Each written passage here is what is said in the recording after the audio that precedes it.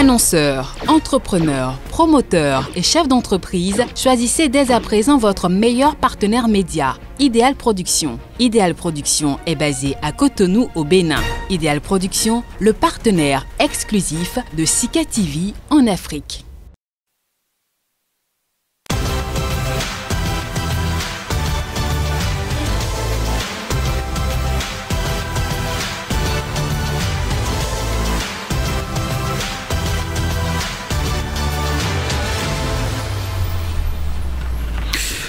À tous, bienvenue mesdames, messieurs, tout un plaisir de vous retrouver. 5 avril, fin de mandat constitutionnel de Patrice Talon. Le chantre du Bénin révélé ne devrait en principe pas continuer à occuper le fauteuil présidentiel, sauf une élection préalable. Mais quid des modifications constitutionnelles? Le successeur de Thomas Boniaï, Patrice Talon, demeure le locataire du palais de la Marina. Une posture qui décidément divise les Béninois. Opposition de lui dénier toute légitimité à partir du 6 avril, mais au cacique du régime au pouvoir de voir toujours en lui le chef d'État en exercice. Fin du mandat de Patrice Talon, le 6 avril. Un débat futile ou sensé. Il s'agit donc, vous l'avez compris, mesdames, messieurs, du thème en débat. Ce jour, l'instant analyse, c'est tout de suite, maintenant et déjà sur ce plateau, en notre compagnie, Kokou Bernard Tossou, acteur politique. Il est membre du parti de la mouvance BR et coordonnateur de campagne électorale.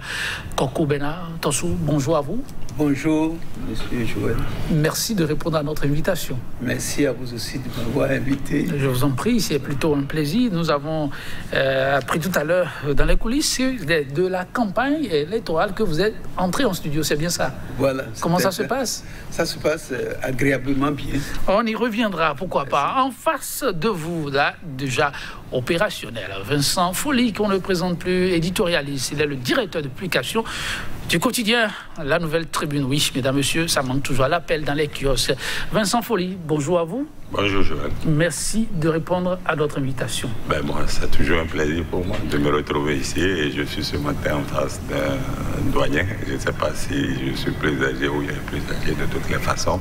Je me réjouis d'être en face d'un chef de parti ou bien d'un représentant de parti. Ça permettra de savoir ce qui se passe de ce côté-là et de voir si ce que nous disons de ce qui se passe dans le pays au plan politique est vrai. Moi, je veux avoir sa version. Ok, merci. On y est. On va essayer d'éclairer l'antenne de tout le peuple. Il y a quelques heures, on l'aura constaté de part et d'autre, une mobilisation exceptionnelle, on peut dire, de la diaspora béninoise. Un peu partout, de l'appel incessant pour une mobilisation autour du 6 avril.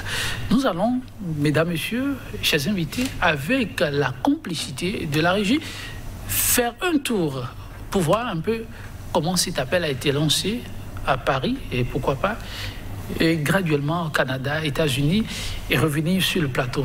Un tour à la régie et on revient sur le plateau. L'hymne national entonné. Une manière de se connecter avec l'énergie du pays qui pour eux est en souffrance. La gouvernance à la tête du Bénin depuis ces 5 dernières années est digne d'un cauchemar, soutiennent les Béninois vivant en France, mobilisés ce samedi à la place de la République à Paris.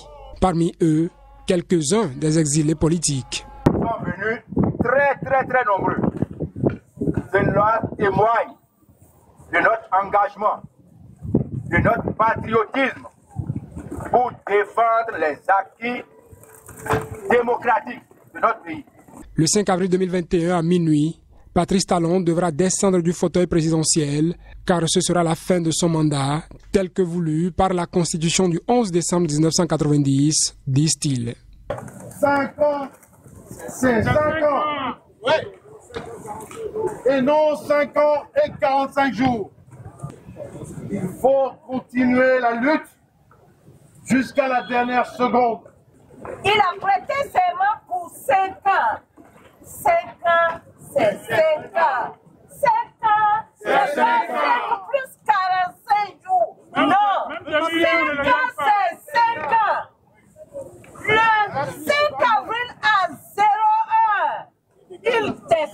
pour faire respecter la durée de son mandat à la tête du pays. Les Béninois sont appelés à manifester partout dans le pays et les forces de l'ordre se doivent de les protéger et non de les violenter. Un policier républicain en exil appelle ses frères d'armes restés au pays à leur responsabilité.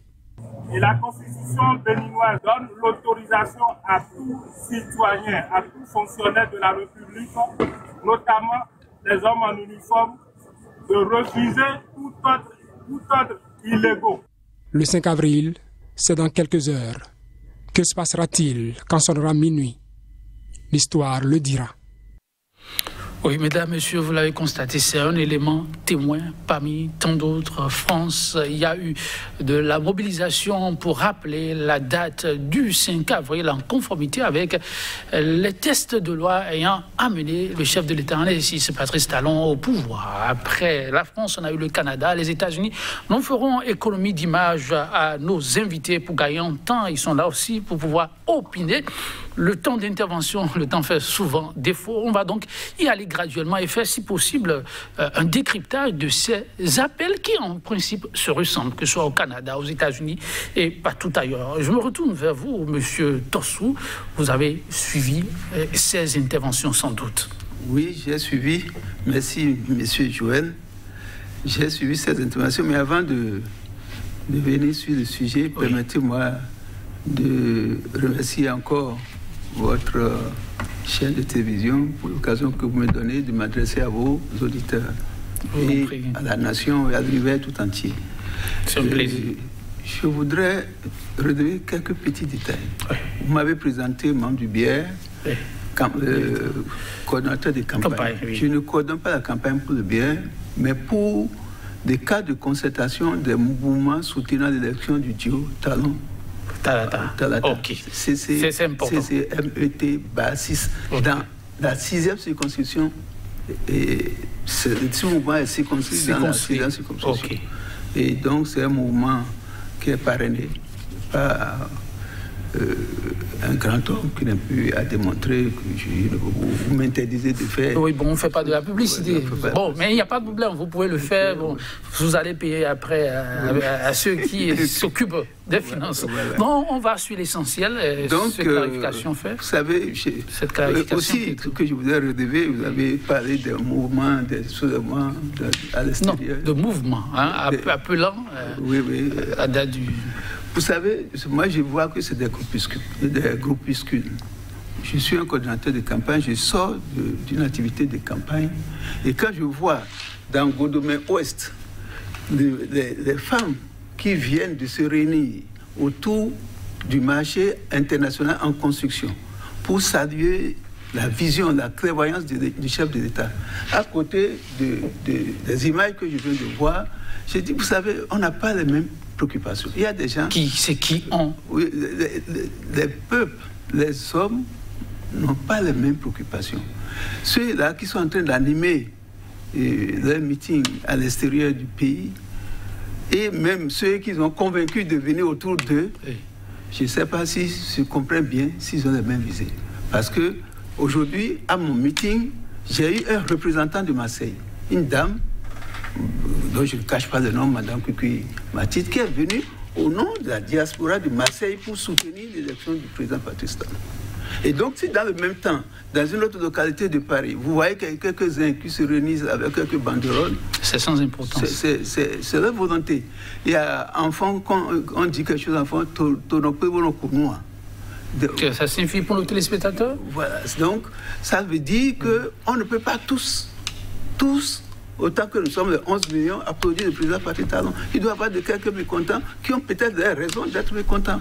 Mais il faudrait qu'au soir du 11 avril, qu'il y ait une forte majorité qui se dégage autour de lui et qui vote pour lui pour qu'il continue le job.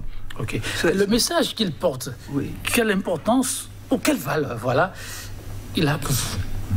Ceux-là, le montage, vous savez, ceux qui disent, oui, pour moi, je les respecte. Parce que M. Dianotin qui a parlé, il fut venu de la justice de notre pays. Moi, je continue de les regarder comme un ancien ministre de mon pays. Et je dois ce respect. Mais je voudrais que les gens soient un peu sérieux dans leurs revendications, qu'ils soient un peu sincères. Oui. Nous avons eu la Constitution de 1990, mais qui a été modifiée par la loi de 2019. Oui. Et cette loi a prévu de nouvelles dispositions en ce qui concerne le mandat du président de la République et les calendriers des différentes élections. Et c'est nous-mêmes, opposition et mouvance, qui avons voulu aller vers des élections groupées. Mais il faut... On ne peut pas faire de mouvance? Oui. C'était quand Parce que le débat a commencé, c'est pas de maintenant, c'est un débat qui date de longtemps où on trouvait que c'était onéreux, nos élections au Bénin, et qu'il fallait les regrouper. C'est ça. Et moi, si on était à ma place même, on aurait tout mis dans le même jour, au même instant de vote. Ça se fasse ailleurs. Je ne sais pas pour quelle raison, et c'est toujours les hommes politiques, ils ont voulu créer une année électorale. On a été d'accord autour de ça. Et une fois qu'on est d'accord... Donc vous voyez des gens qui hier ont été d'accord pour quelque chose et qui aujourd'hui... C'est ça. Bon, l'éditorialiste qui a l'œil sur tout, il nous dirait un peu... devoir de mémoire oblige, si c'est comme ça, ça s'est vraiment passé. Monsieur Vincent Folly, vous avez suivi ces images, comme votre vis-à-vis l'a dit, c'est vrai, ce n'est pas le grand monde. Est-ce qu'il faut accorder vraiment du crédit à ce que ceux-là ont fait? Oui.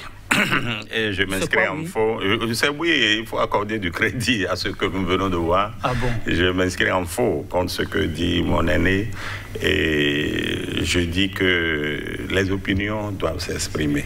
Il a parlé de groupuscule, en parlant, le mot groupuscule a un sens très péjoratif.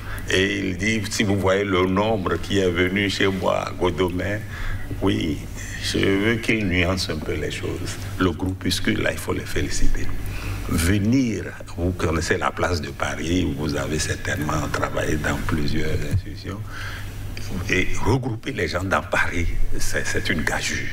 Et le faire un week-end où des gens quittent, par exemple Créteil, pour se retrouver à la place de la République. Vous voyez les distances, le nombre de bus qu'on prend. Il faut féliciter nos compatriotes qui, bien qu'ils soient à l'étranger, sont bien conscients que la situation du pays les préoccupe. Il faut les féliciter. Et ce n'est pas le nombre qui est important. Ce n'est pas le nombre. Et je vous dirais que le vôtre que vous avez vu à Godomé n'est pas important. Parce que ceux qui viennent au meeting dont vous parlez là, et regroupés de la manière que nous savons, avec quelques avantages pour les faire venir, ce n'est pas le jour du vote, vous ne les reverrez plus. Hein.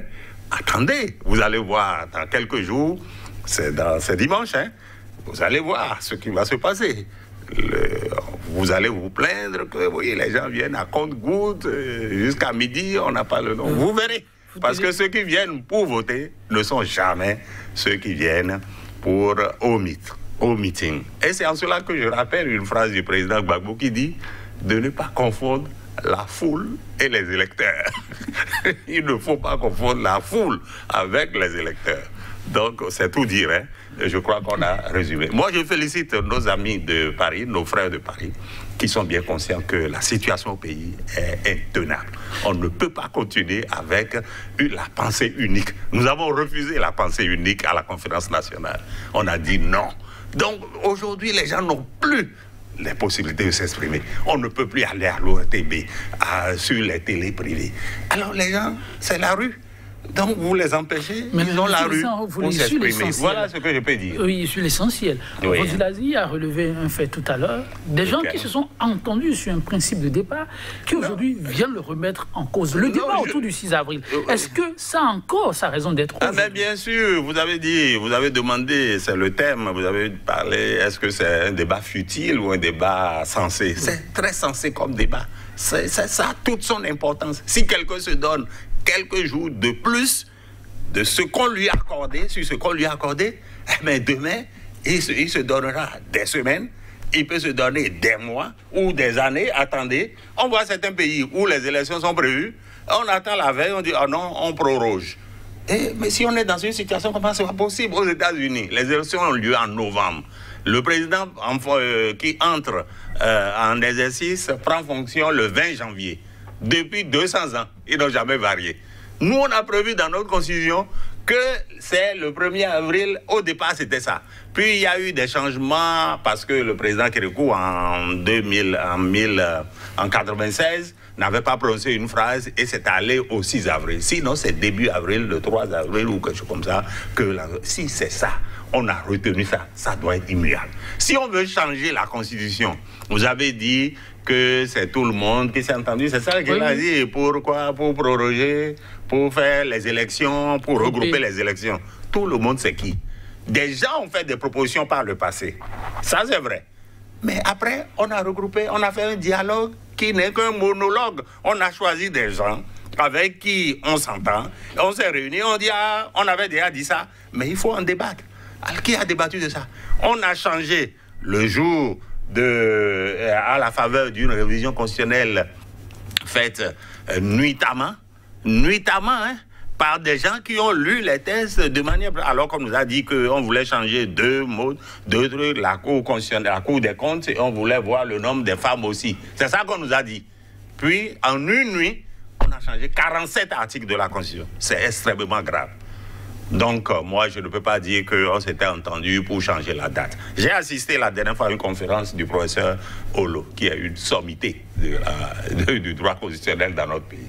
Il a dit, le jour de la fin du mandat du président qui a prêté serment le 6 avril, c'est le 5 avril dans la nuit.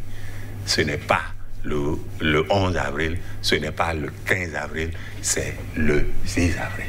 Moi, je m'en tiens à ça, parce que c'est eux qui ont rédigé, et je crois que c'est tout à fait clair. Il a prêté serment le 6 avril, et pour 5 ans, et 5 ans, c'est 5 ans comme je l'entends dire dans les meetings. Donc, alors, il faut, si on veut changer de date, ça doit être pour celui qui va venir, pas celui qui a prêté serment sur la Constitution qu'il a décidé de respecter. Il a juré de respecter la Constitution. C'est sur cette Constitution et non sur la seconde qu'on vient d'adopter nuitamment qu'il a prêté serment. Donc, c'est le jour prévu pour la fin du mandat qui doit être ça.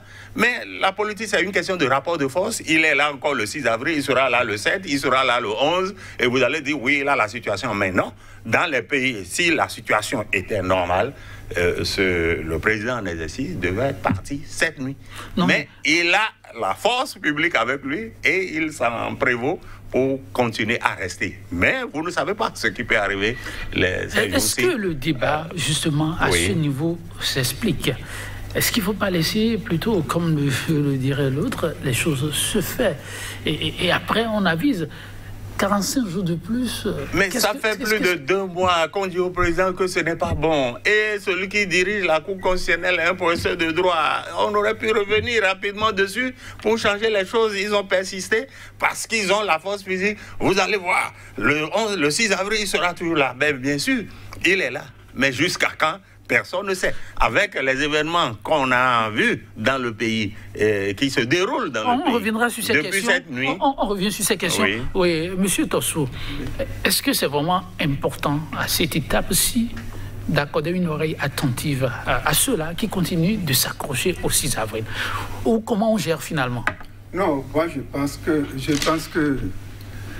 bon, je ne dirais pas qu'il est mon contradicteur, je dirais, bon, c'est un frère qui a une autre version ou une autre vue, une autre compréhension de ces débats.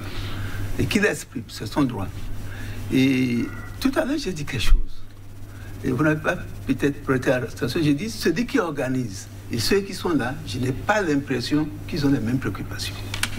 Il y a des gens qui, monsieur le ministre Adjanotin, et ceux qui sont arrivés au meeting, que je ne suis pas sûr qu'ils ont la même compréhension de la question. Sinon, certainement qu'il y en aurait encore moins autour de lui. Parce que, vous savez, le monde, tout ce dont on débat a toujours existé. On a toujours transcendé ces épreuves. Ce n'est pas nouveau ce qui est en train de se passer. Dans un système qui est le nôtre, où nous avons voulu apporter une amélioration à notre constitution. Et nous avons promulgué, le chef de l'État a promulgué une constitution votée par le Parlement. Et il se trouve qu'il y a un changement au niveau de la date du fin du mandat du président. Il y avait 2 formules. ou bien il y a des dispositions transitoires qui fixent la gouvernance dans cette période. C'est-à-dire qui explicitement autorise le chef de l'État à rentrer dans la nouvelle constitution. Ou, de façon sibylline, les textes sont tels que les chefs de l'État continuent. Vous allez voir ce qui s'est passé en Côte d'Ivoire. De façon sibylline. Voilà. C'est-à-dire que les chefs d'État, sans qu'on ait besoin de le dire, on se rend compte qu'il ne peut que continuer. Parce qu'on a dit dedans que l'élection présidentielle, le premier tour, c'est le 11 avril.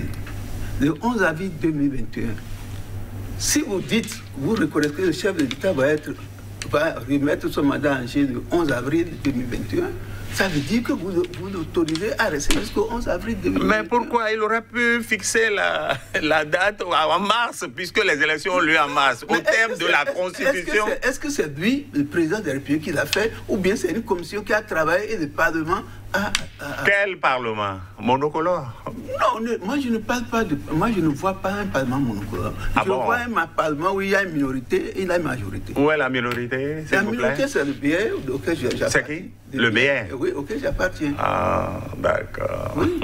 Et la majorité, c'est l'UP auquel je n'appartiens pas. Et tous ceux qui ne sont pas dans ce Parlement-là, qui ont été exclus des élections de manière... Ils se sont exclus. Il faut dire les choses. Il faut dire la vérité. Les gens se sont exclus volontairement. Comment? Oui. Comment on sait ce qui s'est passé, non? Qu'est-ce qui s'est passé?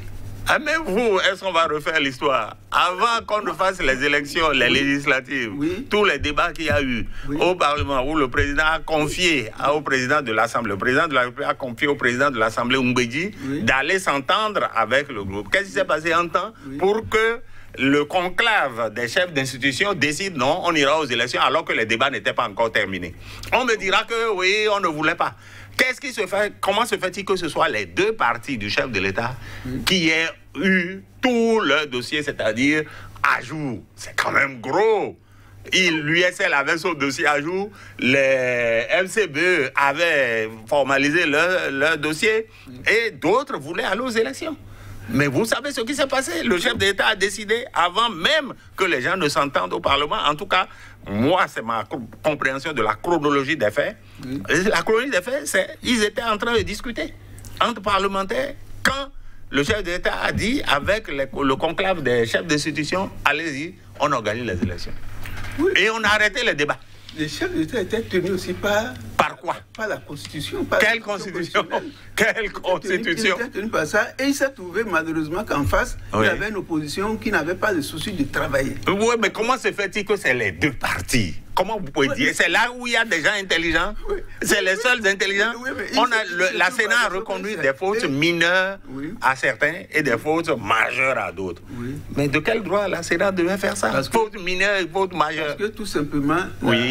Entre deux mots, il faut choisir le moindre. Est-ce que vous ne trouvez pas qu'il peut y avoir conflit d'intérêts? Vous qui êtes au pouvoir, avec un ministre de l'Intérieur, qui connaît les tests, qui sait comment les appliquer, et on ne retient que les deux partis qui sont proches du pouvoir. Est-ce qu'il n'y a pas un conflit d'intérêts? Depuis les listes, c'est le ministre de l'Intérieur du Sénégal qui organise les élections. Non, nous ne sommes pas au Sénégal, nous on est au Bénin. Le ministre n'organise pas les élections, c'est la Sénat qui organise les élections. Au Bénin, c'est ça.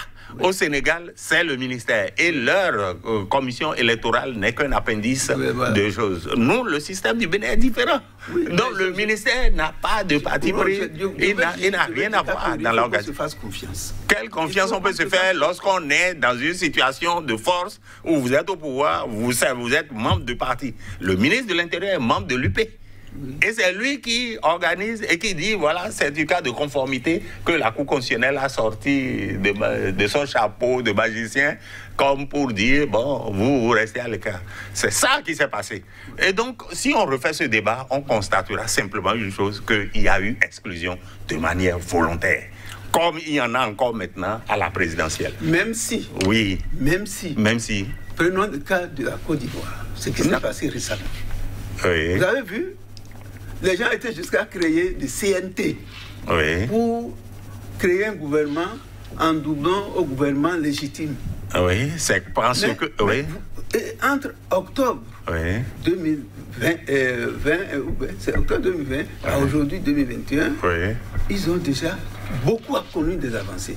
Ce que vous êtes en train de dire... c'est après les élections, la présidentielle, que l'opposition a choisi de boycotter. Si nous parlons de la Côte d'Ivoire, mais ici nous parlons du Bénin. C'est après la présidentielle que le président a décidé maintenant d'ouvrir un débat et les opposants sont venus pour participer aux élections législatives. Et vous avez vu au Parlement ivoirien, il y a toutes les tendances. Au Bénin, il n'y en a pas. Et cela n'a pas empêché le RHDP d'avoir une large majorité. Oui, mais si... Il y a plusieurs. Moi, je connais ce pays mieux que d'autres. On va rester au Bénin. Je connais ce pays mieux que d'autres et je peux en parler. On va évoluer parce qu'on risque de s'éloigner du débat. Alors, la réalité, elle est là, qu'il y a certains Béninois qui continuent de demander à ce que l'on reste en phase avec le principe de 5 avril au 6 avril, en conformité avec l'ancienne Constitution. Non, pour moi, je dis que ceux qui parlent encore du 5 avril, c'est un faux débat. C'est un faux débat. La Constitution de 90 a été déjà révisée. La Constitution de 2019 est celle qui... Mais il faut qu'on respecte les thèmes de la Constitution de 2019. Alors, ceux-là, est-ce que vous les trouvez comme des légalistes et patriotiques? D'autant plus que dans la Constitution actuellement en cours au Bénin, je crois qu'il y a des dispositions de l'article 34 qui dit que tout le monde doit se soumettre à l'autorité de la Constitution. À partir de cet instant, moi, je ne sais pas pourquoi les gens continuent d'évoquer ça. Évidemment, ils ont raison. Vous savez, le peuple, le peuple a l'habitude d'écouter ceux qui ont l'habitude de prêcher du faux. Ah bon? Oui. Vous ne faites pas injure au peuple? Non, le peuple écoute plus ceux qui leur disent le mensonge. Regardez. Oui. Je vais vous dire, moi j'ai parcouru les rues, tout ça, depuis quelques temps en train de faire campagne. Mais les gens sont conscients que le patron travaille. C'est qui le patron? Quel patron?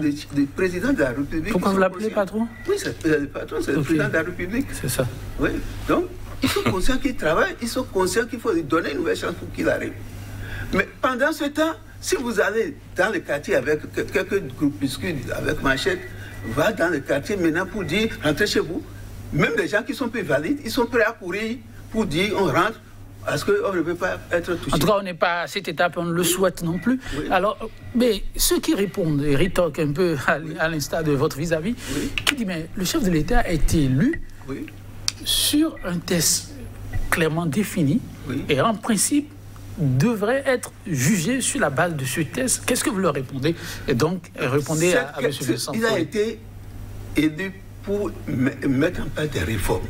Au nom de ces réformes, il y a la réforme constitutionnelle. Et pour faire cette réforme, il ne s'est pas enfermé dans sa chambre pour le faire. Il a mis des constitutionnalistes, non, des moines. Il a parlé du professeur Odo.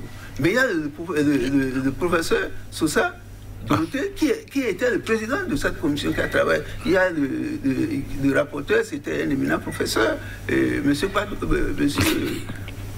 comment il s'appelle?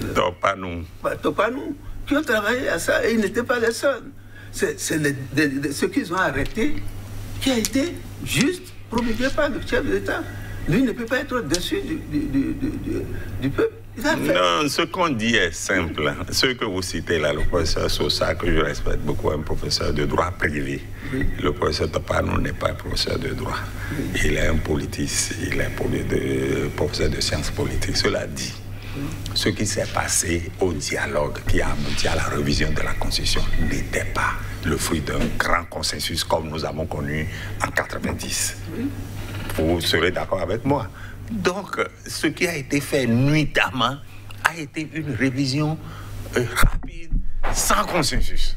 Et c'est basé sur quoi? Tout ce qu'on dit, c'est quoi? Le président de la République a prêté serment le 6 avril sur la base de la Constitution qu'il a portée au pouvoir.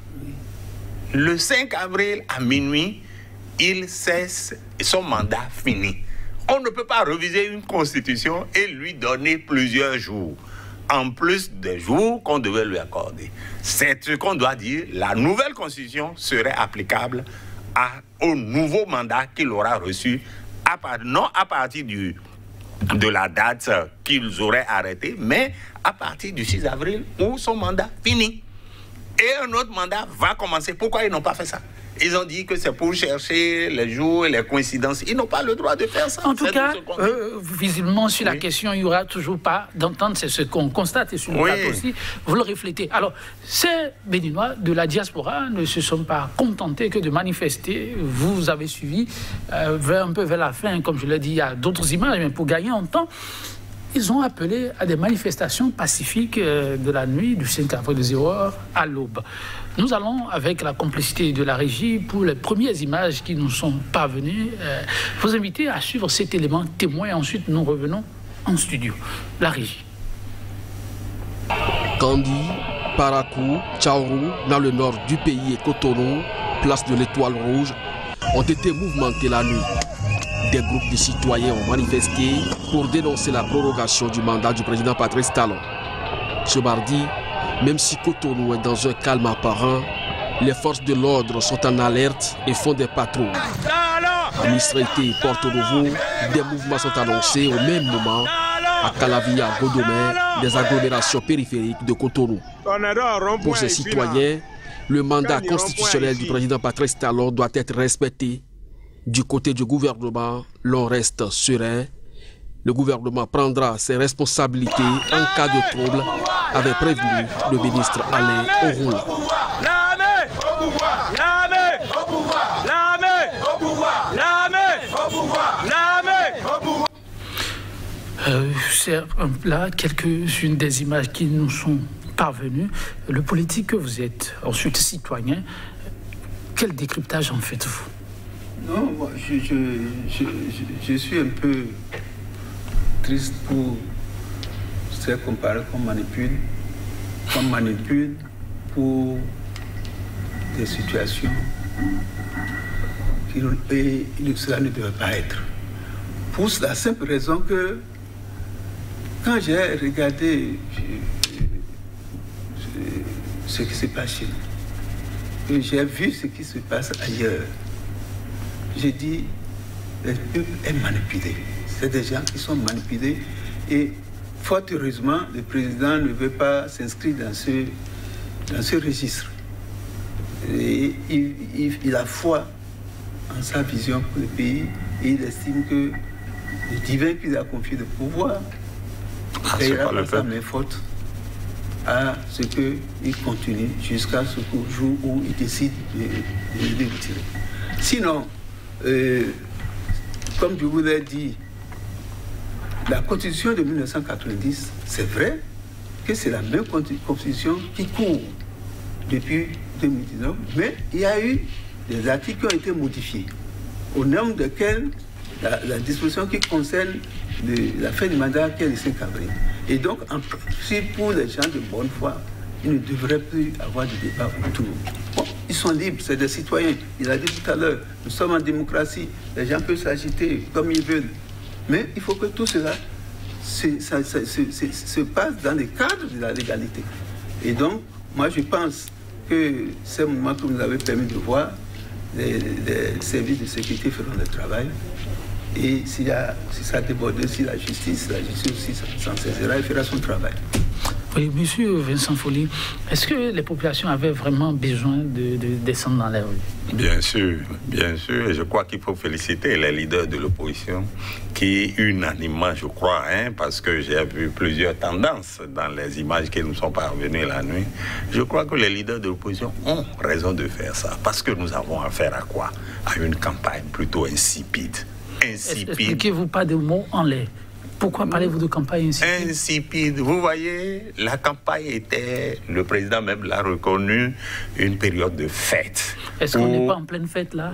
Quelle fête il peut avoir avec quelqu'un qui nous a imposé, non pas les candidats qui auraient voulu être se briguer le fauteuil présidentiel, mais des candidats de son choix. Vous avez vu le système de parrainage, comment ça a été bien conduit pour que lui, il ait non pas les 16 parrains, au moins que la loi lui a reconnu. On dit que chacun, pour se présenter, il faut avoir 16 parrains, au moins. Et le diable est dans le détail, dit-on. C'est ce au moins qui lui a permis, lui, d'arracher 118. Donc, j'ai dit aussi sur ce plateau qu'il y a 102 de trop. Pourquoi lui doit prendre 118 alors qu'il n'a besoin que de 16? Donc, avec le système de parrainage, il a bloqué le pays et ça lui a permis d'avoir les candidats de son choix. C'est quand même déplorable parce que nous avons devant nous qui? Le duo que le président forme et en face deux duos, des gens inconnus au bataillon. Bien sûr. Il faut être honnête. Vous ne direz pas qu'ils sont inconnus. Ils sont tous des politiques. Monsieur Djemba n'est plus à présenter. Paul Rompé, vous pouvez parler un peu du parcours de chacun? Oui, mais pas leur dénier un parcours politique. Mais pourquoi, pourquoi vous parlez de Djemba? Jusqu'à ce que son choix soit fait, personne n'avait pensé à Djemba comme candidat potentiel. Jusqu'à ce que on ait décidé que ce soit ça. Moi, je ne savais pas. On parlait de Yarou et de Humpé, mais de l'autre côté, il y avait les démocrates, et on a sorti des démocrates quelqu'un, un duo que personne n'a vu. Et le reste, il y avait dans le pays des gens qui aspiraient à devenir président. Je ne veux pas parler du professeur Aïvor, ce n'est qu'un seul exemple. Après ça, il y a eu les démocrates, un parti qui a voulu suivre les recommandations de la loi, il s'est conformé, il a pris son récépissé, et puis on a vu les péripéties, à quoi ça a conduit. Donc nous avons 3 duos qui ne disent rien à la population, et les gens ont raison de faire ce qu'ils ont fait, parce que la campagne est insipide, le pays ne se retrouve pas autour des duos qu'on a choisis, et les gens ont raison de protester à la faveur de la fin du mandat qui est du 6 avril, et je suis heureux. Nous n'avons pas encore fini de voir, et nous ne savons pas si la situation ne va pas évoluer. Il faut craindre que ça n'évolue pas, mais c'est une bonne chose qu'il y ait d'autres sons de cloche dans le pays, que des gens fassent campagne dans la joie et que d'autres disent non, on ne se retrouve pas dedans. Ça participe de la démocratie. Vous voulez assimiler ces manifestations-là à la manifestation ou l'expression de la démocratie? De la démocratie et de la colère des gens qui n'ont pas été associés. Et si le président sait bien lire la situation, il doit arrêter tout ça et dire bon, on va se retrouver. Et c'est ça qu'ils ne veulent pas entendre, les gens d'en face, se retrouver pour organiser les choses comme cela se faisait. Parce que ce n'est pas normal que le président, c'est-à-dire qu'on sache déjà, le Bénin était le pays où on ne pouvait pas, lorsque les élections sont organisées, prévoir celui qui va gagner. Mais nous sommes devenus comme le Tchad, comme le Togo, comme le Gabon, où le président élu se présente aux élections, on sait que c'est lui qui va gagner. Avant, dans notre pays, ce n'était pas ça. Ce n'était pas donné. Et en 2016, ce n'était pas donné que lui, il allait passer devant Zinsou, le candidat de FCBE, et les autres candidats. Ce n'était pas donné. Mais aujourd'hui, c'est presque clair que c'est lui qui va gagner, et ce n'est pas normal. Dans une démocratie, le jeu doit être ouvert pour qu'on ne puisse pas deviner celui qui va gagner d'avance. Monsieur Tosso, peut-on dire qu'il y a vraiment un message pour le chef de l'État à travers ces manifestations? Non, disons que sa préoccupation, je dis que sa préoccupation est précoce. Précoce? Oui, parce que nous avons expérimenté la Constitution de 90 jusqu'en 2019. Nous avons fait apporter... Vous avez dit qu'elle était toujours en vigueur. Attendez, on a apporté une amélioration à cette Constitution en 2019. Selon vous? Et nous en sommes à la 2e année. Vous allez voir si d'ici quelques années, après 1-2 mandatures, il y aura toujours cette perception de penser que c'était nécessairement celui qui est au pouvoir qui va revenir. Vous allez voir. Et un jour, le président Talon a dit quelque chose devant la presse internationale. Vous avez dit suivre ça. On l'avait interpellé sur des gens qui étaient autour de lui, qui ne sont pas interpellés pour des faits, des faits de crimes économiques. Et il a dit, vous pouvez être tranquille. Même si aujourd'hui, il y a quelqu'un que vous soupçonnez d'avoir commettre des trucs et qui n'a pas répondu, il finira tôt ou tard par répondre.